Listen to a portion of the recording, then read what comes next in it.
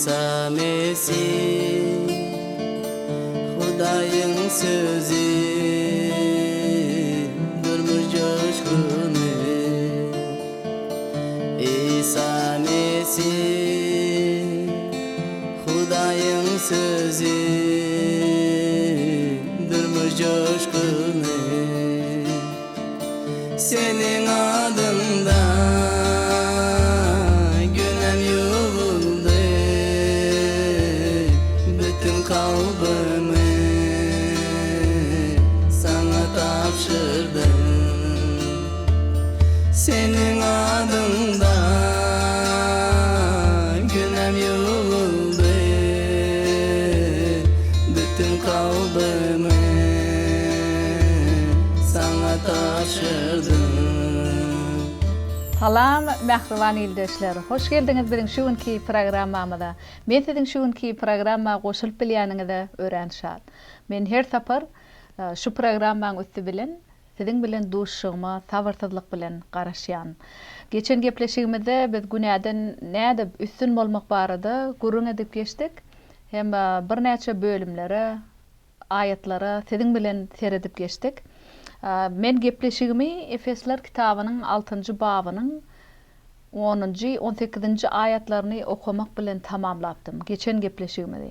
Men şu ýerde size Pawlusyň sözleri bilen sizi uruhlandyrdym. Hem şol uruhy ýaragy nädip giyinmeli, nädip dakynmaly. Şu barada şol ayatlara sizin bilen seredip geçdik. Men umid etýän siz şu ýerde aýdylan datlary, geçen gepleşikde aýdylan datlary öz durmuşyňyzda praktika edinelsiňiz diýip. Eger entek şonu ulanmadyk bolsaňyz, sizi şol ruhy söwüşde Hudaýyň ýaraglaryny giyinmegi hem ulanmagy praktika etmäge çagyrýan. Pawlus bize näme ýatladypdy şol Efesler kitabyna? Biz ruhun beýik güýji bilen kuwatlanmaly, öz güýjümizde dayanmaly däl. Şeýle hem iblisiň her hilelerine garşy durup bilermiz ýaly biz Hudaýyň beren ähli ruhy ýaraglaryny dakynyň diýipdi. Eger sizde şu wagt täze äht kitabyňyz bolsa, İncil Efesler kitabynyň 6-njy babynyň 10-18-nji ayatlaryna bilelikde men bilen seredip bilýäňiz. Ene şol Hudaýyň ýaraglaryny dakynyň diýdi. Şeýle hem ol biziň şu durmuşda bolup geçýän töweşimiz ynsalara garşy däl de eýsem şol gökdäki ýowuz ruhy güýçlere garşy, iblise garşy. Hem şoň komandasyna degişli bolan ruhlara garşy töweşýär. Soň ol bize Hudaýyň ýaraglaryny görkezdi. Nähili ýaraglar şol?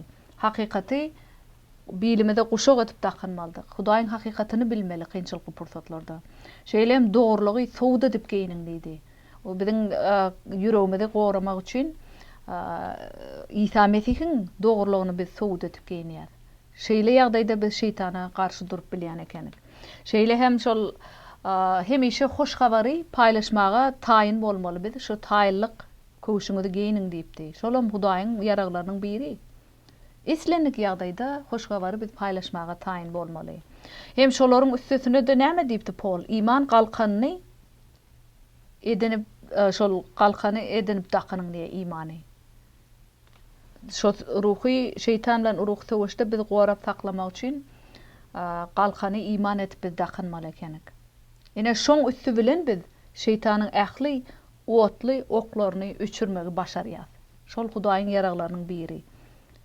İman galkan etip dakynmak. Şeýle hem biz gutuluş tuwalgasyny geýmeldik. Aňymyzy gorap saklamak üçin, aňymyzy şeytan oklarynyň, yalançylygyndan gorap saklamak üçin gutuluş tuwalgamyzy geýmeli.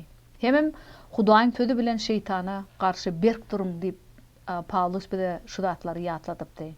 Ýene de şolaň üstesine de näme diýdi? Hemişe ýalwarmak bilen Hudaýyň öňünde oňa dilek ediň diýdi. Hem birek üçin hemişe dilek ediň diýip bir şeýle ruhlandyrypdy. Mukaddes ruhun üstü bilen, mukaddes ruh arkaly Hudaýa dilek ediň diýipdi. Men sizi şu zatlary etmäge çagyrýan, hem Hudaýyň ýaraglaryny geýniň hemişe her gün. Şonu biz günäden üstün bolup bilýän ekenik. Ýene de bize Petrus 1-nji Petrus 5-nji bab 8-nji 10-nji ayatlarda biz näde Hudaýdaky imanymyzda berk durup şeytana garşy durup bilýär. Şonu bize görkezýär, sebäbi şeytan hemişe awyny peýläp ýör. Ol men eni kimi ditmat edeyinip şonu izerlap yor. Şonu Petrus bir de duyduruyor. Hüşgär ve oyu bolun. Düşmanınız iblis arlayıcı artlan yağlı aylanıp ağını ağtarıp yörenler. Dünyanın ähli yerinde doğullarınızın hem şunun yağlı ecirlere duçar bolyandıklarını bilýändiňiz üçin berk iman bilen iblise karşı durun. Bol merhamet içilýän Hudaý sizi Mesih arkaly öz ebedi şöhratyna çağırdy. Siz durmuşda ejir çekýän bolsaňyz hem ol sizi dikelder, berkeder, güýçlendirer we sarsmaz bina edip gurar diýe. Nähili güýçli ayetler. İsa'daky iman aklara güýçli wadalar berilýär bärde Petrusyň aýtşýaly. Yine Petrus bize gaty gowduýduruş berýär. Biz hemişe şol şeytan bilen söwüşüň gidip duranyny bilýär. Hem biziň söwüşimiz insanlara garşy däl de hem şeytana hem şoň ruhlarına garşy diýdik. Pawlus şonu bilip İsa iman etýärlere näme diýär? Birinji aýatda hüşgär we oýu bolun. Düşmanıňyz iblis arlayıcı arslan ýaly aýlanyp awyny agtaryp ýörendir diýär. Nähili ol şeytan suratlandyrýar. Siz oýlan görün, arlayan arslan nähili güýçli, wahşy haýwan. Ene Petrus şeytany şol wahşy arlayan arslana deňeşdirip otýar. Şoň üçin biz hemişe hüşgär hem oýu bolmaly. Şeytanyň ýoluna düşmedlik üçin. O ýene de 9-njy aýatda dünýäniň ähli ýerine dogularyňyzyň hem şunun ýaly ejirlere duçar bolýanlyklaryny bilýändiňiz üçin berk iman bilen iblise karşı durun diýär. Ýene de şol Efesler kitabynyň 6-njy babyna Pawlusyň bize görkezden Hudaý ýaraglaryny geyinmeli şiýerde. Bärde Petrus diýe iblise karşı durun iman üstü bilen. Biz şol iman näme diýdi Pawlus bize Efesler 6-da? İmany galkan edip dakanyň diýdi. Şeytan bize aldawa saljak bolany biz iman üstü bilen Hudaýyň wadalaryna daýanyp berk durmaly bolýar. Ene de Petrus bize 10-njy aýatda gaty gowy wadany görkezýär. Siz diýe durmuşda ejir çekýän bolsaňyz hem ol sizi dikelder, berkider, güýçlendirer we sarsmaz bina eder diýär. Siz şu wagt nähili zatlar başdan geçirip oturan bolsaňyz siz uruhdan düşmäň diýär. Uruhdan düşmäň. Täbi Hudaý sizi dikeldiýär diýär. Nähili ejir çekýän bolsaňyz uruhdan düşmäň. O uruhy siziň kalbyňyzda içiňizde size güýç berip otýar. Güýç berip. Şol bu İsa Mesih'i ölümden dirilden mukaddes ruh güýç size de islenlik ýagdaýda ejir çekenizde güýç berýär diýär. Hudaýyň esas maksady sizi dikeltmek, sizi berkitmek, sizi güýçlendirmek, hem sizi sarsmaz bina etmek. Kynçylykly pursatlaryňyz bilen. Petrus bize şonu ýatlady otýar. Şon menem size şonu ýatlatýan. Şu wagt men bilýän sizde ýyzarlanma bolýar ýa-da keselçilik, ölüm ýaly şeýle maşgalada ölüm kynçylyklary bolup geçýär bizde ýa-da er aýalyň gatnaşygynyň arasynda kynçylykly pursatlar bolup bilýär. Şu islenlik ýagdaýda da siz ýatdan çykarmaň. Edil Petrusyň aýtşýaly durmuşda ejir çekýän bolsaňyzam Hudaýyň esasy maksady şu kynçylyklaryň üstü bilen sizi dikeltmeklik, sizi berkitmeklik, sizi öz maksady üçin güýçlendirmeklik, hem öz padşalygyna siz miwe berer ýaly sizi sarsmaz bina edip gurmak isleýär öz maksady üçin. Hem beýlekleň durmuşyna siziň durmuşyňyzy ulanmak isleýär. Islenlik ýagdaýda näil kynçylykly pursat bolsa da siz güne ýol bermäň, günäden üstün bolup bilýäňiz. Hudaýyň ýaraglaryny geyinin Pawlusyň aýtşýaly. Petrusyň aýtşýaly siz hemişe hüşgär bolun, oýu bolun. Şeytan sizi aldawa salmaýaly. Şeytana karşı durun. Hudaýyň güýji bilen, öz güýjüňiz bilen näl? Ol sizi günäniň guly edip saklamak isleýär şeytan. Günäniň guly edip saklamak isleýär biziň her birimizi. Ene bu arada Yakup 4-nji bab 17-nji aýatda näme diýär? Kim ýagşylyk etmek bilip hem onu etmeýän bolsa ol günä etýändir diýär. Biz Hudaýyň sözüni okap şu ýerde aýdylýan zatlary etmesek, onu biz günä edip otýar. Şonu bilip hem etmesek günä etýär. Yakup bize şonu yatlatya bäde. Şeytan beylekleri sizi günah etmäge eltdirýär käwagt. Beyleki käbirleri bizi günah eltýär. Şondanam gaty seresap bolmaly, seresaplykda ýaşamaly. Ene bu barada Süleymanyň pähimleri 1-nji bab 10-njy 19-njy ayetlarda şeýle matlagat berilýär. Ey oglum, seni günäkärler azdyrjak bolsa ılalaşma. Eger olar biziň bilen ýör, gan dökmek üçin bukuda garaşaly. Sebäpsiz yere begunäli öldüreli. Olary öldür dünýäsi ýaly diýerligine gabra iğnelerdey tutuşlaýyn ýuwdalyn. Her hili baýlyk tapar. Üýümidi oljadan doldurar. Ählimiz üçin horjun bir bolsun. Aramyzda şärikligimiz deň bolsun diýseler, ey oglum, olar bilen bir ýoldan ýüreme. Olaryň ýol ýoldasyna gadam urma. Çünki olar şere gowlaşýarlar. Gan dökmäge howlugýarlar. Oşun gözüniň öňünde oňa tor gurmak puşdur. Ýöne bukuda garaşýarlaryň öz gany döküler. Bukuda otýar galar olaryň aljak jany öz jany bolar. Olaryň takdyry şeýle bolar. Duluma gyzdyryp toplan baýlygy öz janyny alar diýär. Süleyman bize nähili gowy matlagatlar berýär. Şeýle biz özümizi bizi günä ymtyldyran adamlardan biz gaça durmaly. Sebäp olar bize ýör, gan dökmek üçin bukuda garaşaly, begünäni öldüreli diýip şeýle aýtýarlar diýär. Şolardan biz gaça durmaly. Her hili baýlyk toplamak isleýärler. Üýlerini oljudan doldurmak isleýär diýär. Şolar bilen şäriklik etmäň diýip şonu bize duýduryp otýar Süleymanyň pähimlerine. Gaça durmaly biz şolardan. Täbi şeýle edilýän zatlar bizi Hudaýa ýakynlaşdyrman, eýtem bizi Hudaýdan has daşlaşdyrýar.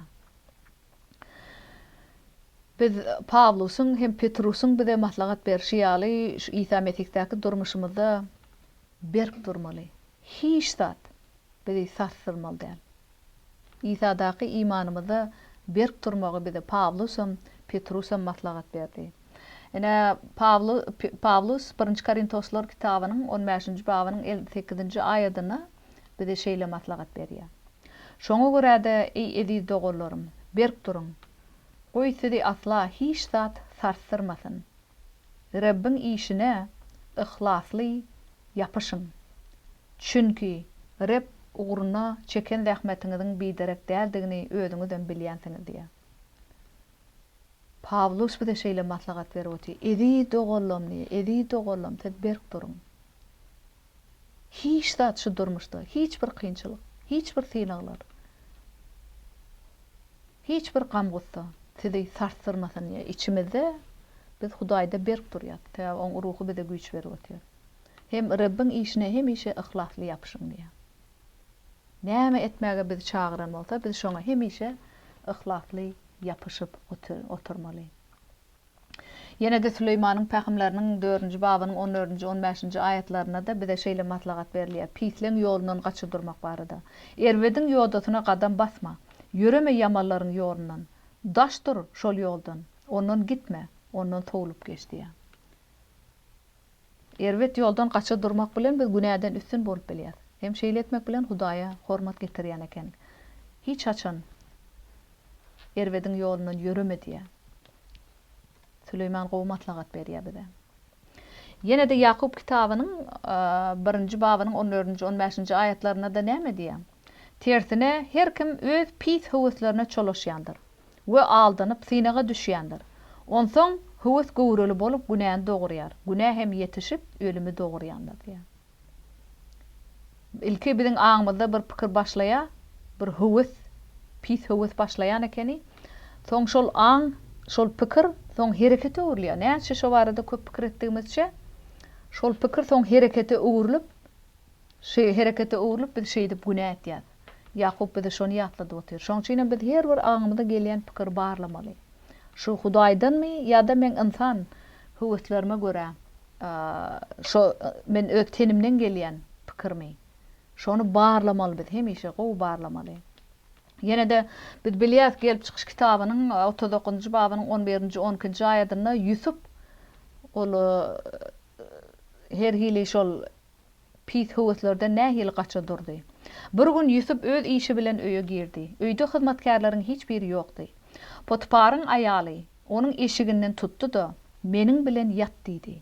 Emma Yusuf eşigini onuň eline galdyryp gaçyp daşary çykdy. Yusuf ine şu ýerde ol gaça durdy.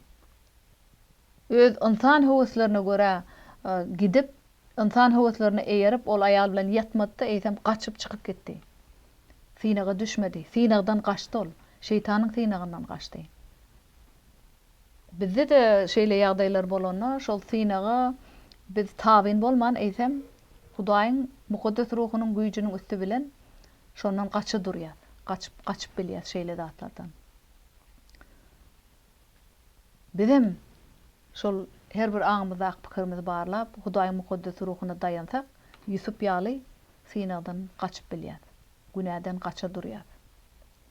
Yine de Rimler kitabynyň 13-nji babynyň 12-nji 14-nji aýatlaryna Pawlus bir de şeýle maslahat berýär. Şoňa görä tümlüğün işlerini goýup bolsun edip, nuruň ýaraglaryny dakynalyň. Keypi sapalyk, serhoşlyk, zynaxorlyk, adgyllyk, görüplik, dawa janjal etmän, gündüýde ýaraşýan tärde edepli ýaşalyň. Insan howaslaryňyzy nädip kanagatlandyrar ham diýip oýlanmaňda gaýtam Rabbimiz İsa Mesih'e besleniň. Ine nähili gowy maslahatlar berilýär bärde de. Pawlus bir de hemişe gowy maslahat berýär günäden üstün bolmak barada. Ol bärde görýäs biz 12-nji aýatda aýtýaly şo tümlüğün işlerini goýup bolsun ediň diýeni. Täwol köni durmuşy degişli, oň deregine siz nuruň ýaraglaryny dakynyň diýär. İsa Mesih'in bir de beren ýaraglaryny dakynmaly. Hoş habar geyinmeli. Bu doğruluk diýdik, hem hakikat, hoş habar, wagt etmeklik, iman, Hudaýyň sözi. Ene şu zatlary biz geyinmeli. Keypi sapalyk, serhoşlyk, zynaxorlyk, adgyllyk, görüplik, dawa janjal etmän, gündüýde ýaraşýan tärde edepli ýaşaň diýär. Ene bu 13-nji aýatda. Şu ýerde aglanýan zatlaryň hemmesi serhoşlyk, zynaxorlyk, adgyllyk bu köni durmuşy degişli diýip otyr Pawlus. Ende siz İsa'daky tärde durmuşyňyza görä ýaşaň diýär. Gündüýde ýaraşýan tärde ýaşalyň diýmek şol Hudaýdaky tärde eşikler geyinip tärde durmuşa görä ýaşamak, Hudaýyň häsiýetine görä ýaşamak. Şonda siz zynaxorlyk, adgyllyk, serhoşlyk ýaly günäli hereketlerden üstün bolup bilýäňiz diýär. Täbi şonda bize Hudaýyň mukaddes ruhy kömek etýär. Yine de 14-nji aýatda ol bir de gaty wajyp zady ýatlatýar. Insan howaslaryňyzy nädip kanagatlandyrar ham diýip oýlanmaňda gaýtam Rabbimiz İsa Mesih'e besleniň diýär. İsa Mesih'i geyiniň diýär. Siz aňyzda men tenimi nähil kanagatlandyryn, insan howaslarymy nähil kanagatlandyryn diýip şo barada asla oýlanmaň diýär. Täwon soň güne eltýär. Eýsem siz İsa Mesih'e besleniň. Şoň eşiklerini geyiniň. Şoň häsiýetine laýyk ýaşaň. İnsan häsiýetine laýyk hereket ediň diýär. Şonu bize Pawlus gowy maslahat berýär şu aýatlarda. Menim sizi şeýletmäge çagyrýan. Täze biz şeytanyň ýoluna düşüp insan howaslarymyza görä, insan tebigatymyza görä, ýa-da şol öz insan howaslarym nädip kanagatlandyrar ham diýip men ýaşamda şoň soň güne eltýär. Ene biz şuny howaняň durmuşynda da gördük. İlkinji Hudaýyň yaradan insanlary öz howuslaryny kanagatlandyryp, şeytanyň sesini dinläp, Hudaýa garşy güne etdiler. Gelin häzir gelip çykyş kitabynyň 3-nji babynyň 1-nji 6-njy aýatlaryna bilelikde seredip geçelim. Hudaýymyz Rab tarapyndan yaradylan haýwanlaryň arasynda iň mekri ýylandy. Ýylan aýaldan, "Dogrudanam, Hudaý size bagdaky agaçlaryň hiç birinden iýmäň diýdimi?" diýip sorady. Aýal ýylana şeýle jogap berdi. "Bagdaky agaçlaryň meýwelerinden iýmäge biziň ygtyýarymyz bar. Ýöne Hudaý, siz bagyň ortasyna agajyň meýwesinden iýmelem dälsiňiz, oňa degmelem dälsiňiz, ýoksam ölersiňiz" diýdi. Ýylan aýala şeýle diýdi. "Ýok, ýok ölmersiňiz. Şol agajyň meýwesinden dadan günüňiz Hudaý siziň gözüňiziň açyljakdygyny we edil Hudaý kimin boljakdygyny hemde ýagşy ýamany taýgarjakdygyny bilýär. Ayal bu agajyň miwetiniň iýmit üçin gowdugyny, gözi ýakymlydygyny we onuň akal paýhas berýändigini görüp ondan alyp ýydy. Ýannaky adamsyna da berdi. Ol hem ýydy diýär. Ene görýär şerde şeytan nähili mekirlik bilen şol Hudaýyň adam ata bilen howana iýmediýen agajyny gözi ýakymlatyp görkezdi. Mekirlik bilen. Howana şeytan bilen şeýle gurrunga girişip otyr. Şoňam özi uly ýalňyşlyk. Biz şeytan bilen gurrunga girişmeli däl, ondan gaçmaly. Hiç açan gurrunga girişmäň şeytan bilen. Täbi ol yalan sözleýär. Hudaýyň sözüni üýtgetýär. Biz görýäs bärde. Hudaýyň sözüni ýalana çykaryp otyr ol. 4-nji aýatda ýylan aýala şeýle dedi. Ýok, siz ölmersiňiz. Hudaý şondan iýmän iýseňiz ölersiňiz diýdi. Ýöne men size diýen ýok, ölmersiň. Şol agajyň miwesinden iýen günüň sen gözüň açylyp sen Hudaý ýaly bolýaň diýip howana şonu aýdy otyr. Hem şo ýagşy ýaman saýgarýan Hudaý senden bir gowda saklap otyr diýip Hudaýyň sözüni ýalana çykaryp otyr. Şoň üçin biz şeytandan gaça durmaly. Hudaýy ılgamaly. Hudaýyň sözüni okap şeýle ýaşamaly gündelik durmuşymyzda. Soň 6-njy aýatda näme diýär? Şeytanyň sesini dinledi. Ayal bu agajyň miwesiniň iýmit üçin gowdugyny, gözi ýakymlydygyny we onuň akal paýhas berýändigini görüp ondan alyp ýydy diýär. Adamsyna da berdi, olam ýydy. Ene ikisem ol adamsyna da günä etdirdi şeýdi. İkisem günä etdiler. Şeytanyň aýdan sözüne inandylar. Şu günem şeytan şol bir ýoly biziň durmuşymyzda da ulanýar. Hudaýyň etmediýän dadyna bizi gözümizde ýakymlatyp görkezip, bizi insan howslarymyza görä ymtyldyryp günäli hereket eltýär. Şoň üçin Pawlusyň Petrusyň aýtýaly biz hemişe hüşgär bolup teretap bolmaly öz durmuşymyzda. Täbi şeytan edil arlaýjy artlanýaly men endi kimi diýtmat edeýin diýär. Şonu hemişe ýydarlap ýör öz awyny biziň aramyzda. Teretap bolun. Men size de edil Pawlusyň Petrusyň aýtýaly şeýle matlagat berýän. Ene 2-nji Timoteus kitabynyň 2-nji babynyň 22-nji aýatynda Pawlus bize ýene şeýle diýär. Ýaşlyk töwetlerinden gaç. Pak yürekden Rabbe ibadet etýärler bilen birlikde dogruluk, iman, söýgü we parahatlyk ýörelgelerine eýer diýär. Ene biz şonu görýäs bärde. Ýaşlyk töwetlerinden gaçyň diýär. Timoteus'a Pawlus şonu duýdurýar, bize de şonu duýdurýar. Pak yürekden diýär, pak yürekden. Beýleki İsa Mesih'e iman edýän bilen bilelikde biz dogrulukda, iman, söýgü, parahatlyk ýörelgelerine eýermeli. Hudaýyň häsiýetine gabat gelýän ýoldan ýöreň diýip Timoteus şonu matlagat berýär. Şeýle etseňiz siz şeytanyň aldawyna düşmersiňiz. Hem günah etmersiňiz diýär. Ýene de Pawlus bize 1-nji Korintoslar kitabynyň 3-nji babynyň 16-njy 17-nji aýatlaryna şeýle diýär. Eýsem siz özüňiziň Hudaýyň ibadatxanasydyňyzy, araňyzda Hudaýyň ruhunyň ýaşaýandygyny bilmeýärsiňizmi? Hudaýyň ibadatxanasyny weýran edeni Hudaý weýran eder. Çünki Hudaýyň ibadatxanasy mukaddesdir. Şol ibadatxana sizsiňiz diýär. Hudaýyň mukaddes ruhu biziň kalbymyzda ýaşaýar. Pawlus bize şonu aýdy otyr. Oň ruhu biziň kalbymyzda ýaşaýar. Şoň üçin biz şu wagt Hudaý biziň kalbymyzda ýaşaýar. Iman etdi bilen biz Hudaýyň ibadatxanasy diýär. Şoň üçin siz Hudaýyň ibadatxanasyny weýran etmäňiz. Haçanla biz insan howatlarymy da görä ýaşap Hudaýa günä edemizde Hudaýyň ibadatxanasyny weýran etýär. Eger biz Hudaýyň ibadatxanasyny weýran etsek, Pawlus diýende Hudaý sizi hem weýran eder diýär. Näme üçin täze Hudaýyň mukaddes ibadatxanasy şu wagt biziň tenimiz Hudaýyň ibadatxanasy hökmünde ol mukaddes diýär. Täze İsa Mesih biziň kalbymyzda ýaşaýar. Mukaddes ruh öz ruhunyň üstü bilen biziň kalbymyzda ýaşaýar. Şonu bize Pawlus matlagat berýär. Ýalňyşlyk etmäň diýär. Ýadyňyzdan çykarmaň şonu diýär. Biz edil Dawud padşahyň Hudaý isleýişi ýaly hemişe şonu isläp ýaşamaly. Ene bu Zebur kitabynyň 41-nji babynyň 2-nji 3-nji aýatyna näme diýär? Keýiň akar suwlary küýseýişkimin. Ey Hudaý, janym seni küýseýär. Hudaýa, dir Hudaýa teşnedir janım. Haçan görürken men Hudaýyň ýüzüni. Kalmyda edil Dawud paçşaň Hudaý küýfeşi ýaly şeýle Hudaý güýçli küýfäp ýaşamaly. Şonno biz her hili erwetliklerden halas bolup bilýär. Aňymyz diňe Hudaýda bolsa günä etmekden özümizi saklap bilýär.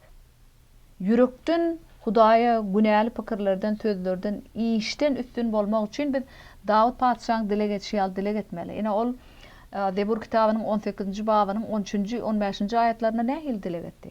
Eýsem öz ýalňyşymy kim aňyp biler öz ýalňyşyny? Men gizlin ýazyklardan tämizle. Öz benneňi gory, betpärlik günälerinden. Olar höküm sürmesin meniň üstümden. Men aýypsyz bolaryn şonda. Pak bolaryn güýçli bitawylykdan. Agdymyň sözleri, yüregimin oý pikirleri, goý seniň huzurunda kabul edilsin. Ya Rab, meniň gaýam hem halasgarym diýe. Ene biz şeýle dile getmeli. Dawud paçşa öz kalbyny bilýär. Ol men kim öz ýalňyşyny kim aňyp bilýär? Hudaýyň ruhy bize görkezmese biz kalmada näme bardygyny bilmeýär. Meni gizlin ýazyklardan tämizle diýe. Gizlin men entek bilmän oturan ýazyklarym kalbymda. Şondan men tämizle diýip dile getýär. Öz benneňi gory diýe betpärlik günälerinden. İnsan howslarına göre etýän günälerimden men gory sakla. O şol günäler men üstümden höküm sürmesin diýe. Men şonu aýypsyz bolaryn teň öňünde. Pak bolaryn diýe. Güýçli bitawylykdan. Bizem şeýle dile getmeli her gün. O ýene de 15-nji aýatda näme diýer? Men agdymyň sözleri, yürekdäki oý pikirlem goý sen huzurunda kabul edesin diýe. Ya Rab, meniň gaýam hem halasgarym. Ine günlük durmuşymyzda bu şu dile getmeli. Hudaý men kalbym barla. Kalbymdaky günäli, gizlin günälerden men tämizle diýip şeýle dile getmeli. Goý men bar pikirlem, yüregimin oý pikirleri, agdymdan çykýan sözler sen huzurunda kabul edilsin diýip şeýle dile getmeli. Şonno biz Hudaýa hormat getirip günäden üstün bolup bilýär. Gynantagan biziň şuňky gepleşigimiz tamamlanýar. Men sizi ýene de endiki gepleşige goşulmaga çagyrýan. Häzirlikçe hoş sag bolun.